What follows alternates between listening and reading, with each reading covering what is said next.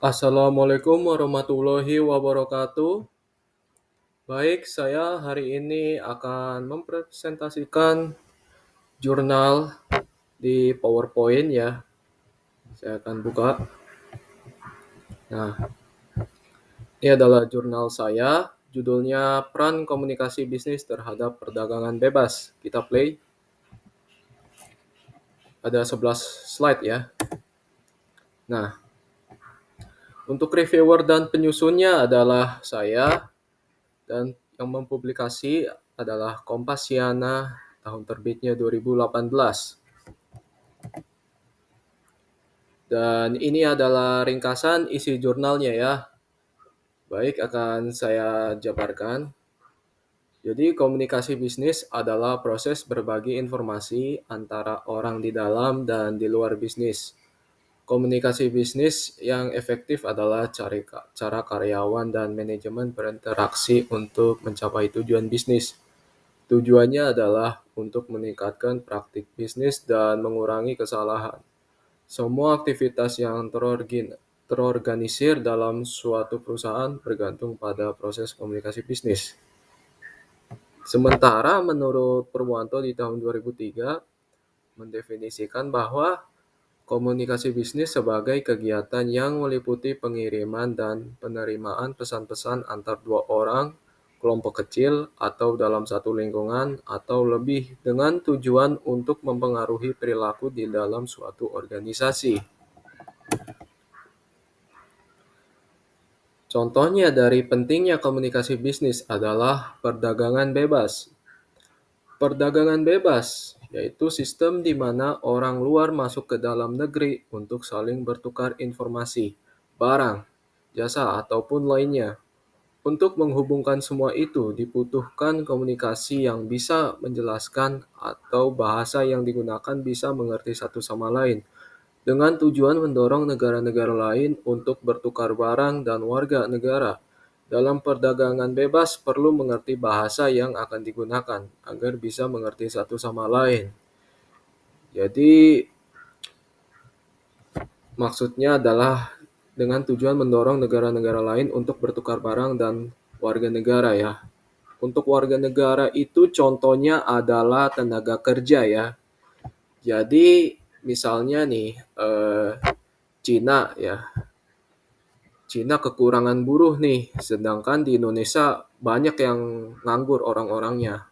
Nah, dari situlah Cina bisa membuka lapangan pekerjaan untuk orang-orang di Indonesia. Jadi orang-orang Indonesia ini nanti diekspor ke Cina dan orang-orang Indonesia di sana ditetapkan sebagai buruh ya. Jadi di sisi lain mengurangi angka pengangguran. Dan sebaliknya juga Indonesia memerlukan tenaga ahli di bidang kereta cepat. Nah, karena itulah Indonesia mengimpor orang-orang Cina yang ahli di bidang misalnya pengelasan. Itu adalah salah satu contohnya. Nah, untuk peran komunikasi bisnis terhadap perdagangan bebas adalah komunikasi bisnis adalah aktivitas yang dilakukan oleh perusahaan untuk mengenal produk dan membangun relasi antar negara agar mampu memenuhi kebutuhan setiap negara dengan melakukan ekspor-impor.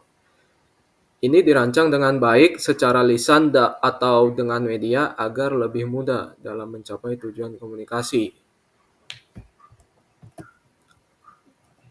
Nah, hasil penelitiannya, penerapan komunikasi bisnis dalam perdagangan bebas dilakukan secara langsung melalui ekspor-impor dengan memanfaatkan media sosial dan relasi dalam memberikan informasi tentang produk-produk. Akibatnya, hubungan dagang tidak lagi mengenal batas-batas geografis dan kedaulatan negara. Dunia menjadi pasar terbuka yang sepenuhnya menyerahkan kendali pada dinamika dan kekuatan pasar. Adanya dasar berkomunikasi hingga mampu memanfaatkan teknologi yang ada pada setiap negara untuk kepentingan perdagangan bebas ini menjadi lebih maju dan terus berjalan. Nah, ini adalah salah satu dampak ya, dampak dari pasar bebas. Yang pertama adalah dampak positifnya, yaitu mendorong kemajuan iptek bagi negara yang terlihat. Jadi ya maksudnya di sini transfer of technology lah dan mendapatkan pengetahuan-pengetahuan yang baru. Lalu adanya hubungan internasional dapat mempererat persahabatan antar negara di segala bidang, mendorong terciptanya lapangan kerja baru sehingga mengurangi pengangguran di negara berkembang, dan dapat meningkatkan sumber devisa negara, juga dapat meningkatkan SDM. Nah, dengan melakukan kegiatan ekspor, maka negara akan mendapatkan devisa ya dari hasil ekspor itu. Pendapatan negara dan kemakmuran negara bertambah, dan juga masyarakat dapat menikmati barang berkualitas tinggi yang sebelumnya tidak diproduksi oleh negaranya sendiri. Ya, kayak contohnya laptop ya, laptop MacBook tuh. Laptop MacBook itu kan impor ya. Jadi Indonesia belum mampu membuatnya, jadi masih import. Itu contohnya. Nah, ini adalah dampak negatifnya ya dari pasar bebas. Yang pertama nih, munculnya budaya-budaya baru yang kurang baik dari negara lain. Nah, ini pasti udah tahu lah ya. Terus globalisasi meluas sehingga dampak negatif globalisasi dapat masuk ke dalam negeri apabila masyarakat tidak bisa menyaring akan dampak buruknya ke depannya. Menjadikan masyarakat konsumtif. Nah, ini dan juga apalagi nih, adanya ketergantungan negara terhadap negara lain dapat menimbulkan persaingan tidak sehat dalam perdagangan internasional dan juga dapat memunculkan penjajahan ekonomi oleh negara maju terhadap negara berkembang. Nah, ini salah satu dampak negatifnya ya. Kalau dulu ngejajahnya secara militer, sekarang menjajah secara ekonomi ya. Jadi negara maju ini inginnya ya apa ya, negara berkembang itu hanya jadi marketnya aja gitu, nggak boleh jadi produsen. Itu negatifnya pasar bebas. Jadi kesimpulannya adalah dalam perdagangan bebas kita harus mengerti bagaimana berkomunikasi dengan baik dalam hubungan dan memanfaatkan media sosial sebagai alat komunikasi yang sangat berguna. Dan kita harus mampu bersaing dan memanfaatkan dari segi SDM dan sumber lainnya agar kesempatan yang kita peroleh mudah tercapai dengan baik. Sehingga dengan adanya pasar bebas menjadi kesempatan kita untuk memajukan dan memperkerjakan SDM agar kita menjadi lebih maju dan berkembang.